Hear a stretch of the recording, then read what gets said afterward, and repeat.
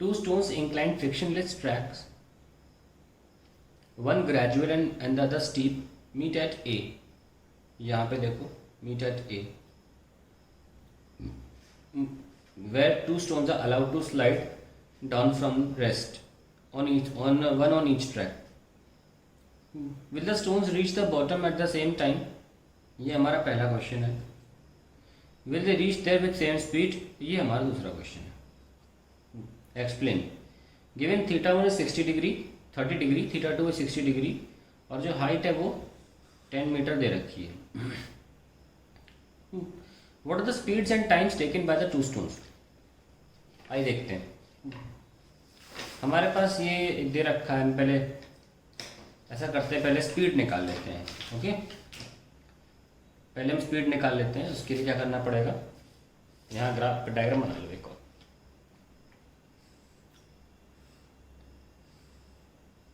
ये मेरा h है और ये 30 डिग्री है और ये 60 डिग्री है, स्टीपर है. तो ये हमारा ये कितना हो जाएगा, h कोसेक थीटा. और नहीं समझ में आ रहा तो कर लो, sine theta is equal to perpendicular h upon hypotenuse. इसको हाइपोटेन्यूज को आप x ले लो, तो ये जो x है वो क्या आ जाएगा, h अपॉन साइन थीटा. इसलिए ध्यान रखना, कभी हाइपोटेन्यूज दिया हो तो सामने ही परपेंडिकुलर होती है साइन थीटा टाइम्स हाइपोटेन्यूज. अगर परपेंडिकुलर दिया हो और ये हाइपोटेन्यूज निकालना हो तो कोसेक थीटा हो जाता है. चलिए, ये तो आ गया. अब बात करते हैं कि हमने बॉल छोड़ी तो उस पर एक्सेलरेशन क्या लगेगा. मान लो यहाँ पे हम बना लेते हैं FBD. तो ये तो mg है और ये वाला क्या है, g साइन थीटा.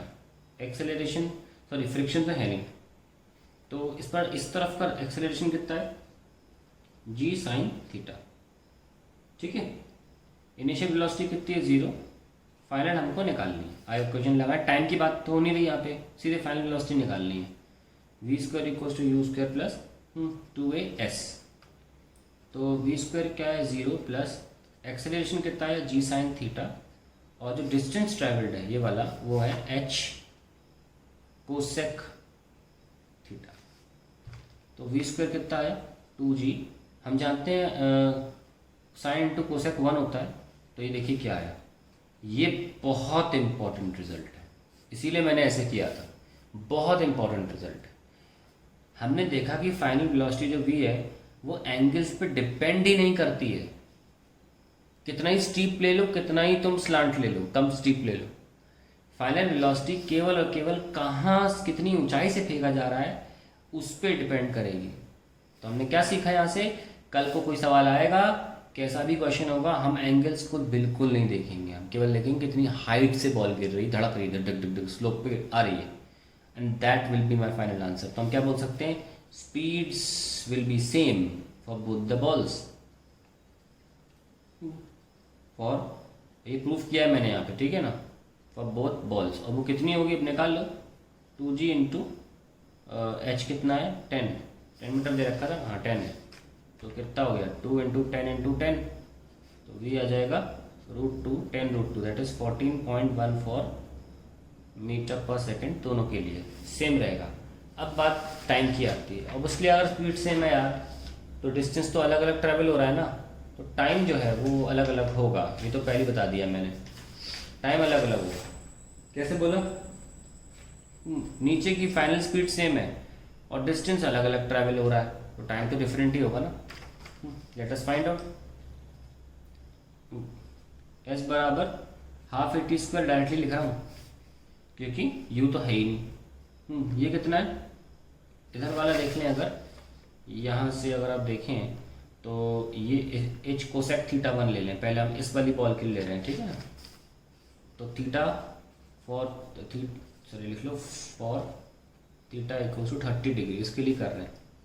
तो h कोसेक, इसको थीटा 1 बोला गया ना, हाँ, theta 1 is equals to half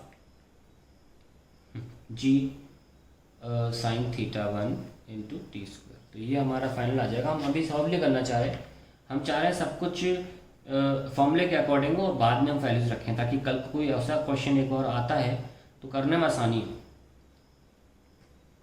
तो 2h by G cosec theta 1 upon sine theta 1 is T square. तो टी कितना आ गया, √2GH, 2h/g सॉरी, और ये ऊपर चला जाएगा साइन, या नीचे चाहो तो नीचे ले आओ, एक साइन नीचे ले आओ क्योंकि अच्छा लगता है कि साइन रहे, कोसेक को ज़्यादा यूज़ नहीं करते ना हम लोग। अब नीचे आ जाएगा स्क्वायर हो जाएगा ना, तो उसका हमने क्योंकि यहाँ पे टी ले लिया ऑलरेडी, स्क्वायर रूट सॉल्व कर दिया, तो नीचे साइन थीटा आ जाएगा। तो टाइम क्या हो गया मेरा, 2h/g 1/sin थीटा। तो आप देख सकते हैं फ़ायदा फॉर्मूले का, क्योंकि 2h/g जो है वो दोनों बॉल्स के लिए सेम रहेगा, ये टर्म दोनों के लिए कांस्टेंट है। तो डिसाइडिंग फैक्टर एक्चुअली क्या हो गया, sine theta. Now for theta less than 90 degree sine थी, अब उसके ऊपर का मैं नहीं बता रहा हूँ क्योंकि ऑब्वियसली इंक्लाइंड प्लेन 90 डिग्री से ज़्यादा एंगल का तो नहीं हो सकता, दोनों एंगल ऑब्वियसली, है ना। यहाँ मैं मैथ्स के बारे में लिख रहा हूँ। For theta less than 90 degree sine theta is an increasing function. ये बात भी सीखिए, नई नई चीज़ें हैं ये, it's an increasing function. Now increasing function का मतलब सुनिए क्या होता है। जैसे y = x, x अगर इंक्रीज करोगे y इंक्रीज होगा, x अगर डिक्रीज करोगे y डिक्रीज होगा। ऐसे फंक्शंस इंक्रीजिंग कहलाते हैं। मतलब जो डोमेन में करोगे रेंज में भी वही हो जाए तो उसे इंक्रीजिंग बोलते हैं। जैसे कि y = 1/x हो गया, तो x अगर बढ़ाया तो y डिक्रीज हो गया, तो ये डिक्रीजिंग फंक्शन है। जो डोमेन के साथ कर रहा है उसका उल्टा रेंज के साथ हो रहा है। तो ऐसे में जो साइन थीटा है ना वो इंक्रीजिंग फंक्शन बोला, यानी कि अगर थीटा ज़्यादा तो साइन थीटा भी ज़्यादा। तो अल्टीमेटली हम फाइनल निष्कर्ष पर पहुंच सकते हैं कि हमारा जो टाइम है वो इन्वर्सली प्रोपोर्शनल टू एंगल बोला जा सकता है, क्योंकि जो साइन थीटा के साथ वेरिएशन है वो थीटा के साथ भी होता है। तो हम ऐसे लिख सकते हैं ना, बढ़िया चीज़। इसलिए ऐसे कंक्लूजन निकालना बहुत सही है। MCQ आ जाते हैं ना ऐसे पेपर में, नीट जेईई मेन में, तो आप चुटकियों में सॉल्व कर सकते हो देखते ही। बताओ उसमें पेन चलाओगे क्या, एक जगह पेन चलाओगे केवल OMR शीट में, बबल भरोगे सीधे, ठीक है। तो हमने ये निकाल लिया कि थीटा ज़्यादा तो टाइम कम, तो इसमें टाइम कम लगेगा, इसमें टाइम ज़्यादा लगेगा। अब उन्होंने सॉल्व करने को बोला है, और सॉल्व कर लेते हैं। इक्वेशन क्या है, t है 1/sin थीटा 2h/g, ठीक है। एक बात और ध्यान रखें, जब फ्री फॉल कराते हो तो एक तरह से जो थीटा होता है वो 90 डिग्री होता है, देखो, है ना। इसीलिए आंसर जो आता है हमेशा √2h/g आता है केवल, क्योंकि थीटा 90 रखने पर साइन थीटा 1 हो जाएगा। तो फ्री फॉल में जो टाइम आता है 2h/g आता है, ध्यान रखना ये जनरल फॉर्मूला एक तरह से। आइए अब 30 की बात करते हैं। 30 डिग्री था ये, इसमें क्या आंसर आएगा, 1/sin 30, है ना, 2 × 10/10 कैंसिल हो गया। तो ये जो है फिक्स है, दोनों के लिए √2 आएगा, मैं बार बार सॉल्व नहीं करूँगा। तो क्या आ जाएगा, 1/sin 30 दैट इज 2 √2 सेकेंड्स। तो इधर के लिए 2 √2 सेकेंड लगेगा, हम बोल सकते हैं 2.828 सेकेंड्स। और इधर वाले के लिए निकाल लो, t = 1/sin 60 × √2, क्योंकि ये हिस्सा दोनों के लिए सेम है √2। तो ये होता है ये √3/2 होता है, तो उल्टा लिखा है तो 2/√3 हो जाएगा ना, 2/√3 × √2। तो